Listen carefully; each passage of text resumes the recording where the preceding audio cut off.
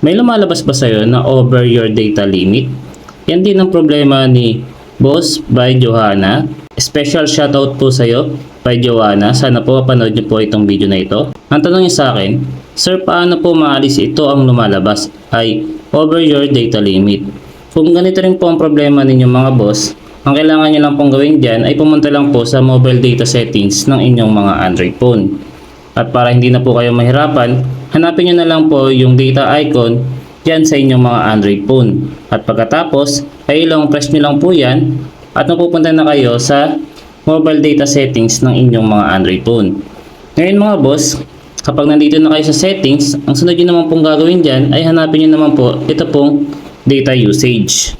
Pinutin nyo lang po itong data usage at pagkatapos, dito nyo na po makikita yung mobile data limit. Ngayon, kailangan nyo lang pong pindutin yan. At pagkatapos, yung sa kanya siguro, naka-activate po yung daily mobile data limit niya. Ang kailangan nyo lang pong gawin dyan ay don't remind o kaya i-turn off nyo lang po. At pagkatapos, i-back nyo lang po uli. Sunod naman, i-off nyo rin po itong set monthly data limit. Para po wala na pong lumalabas na notification about sa your over data limit. Kasi ito po ay ginagamit lang po ito kapag gusto niyo pong mag-set ng limit sa paggamit ng inyong mga mobile data. So sana po ay makatulong po sa inyo ang video na ginawa ko.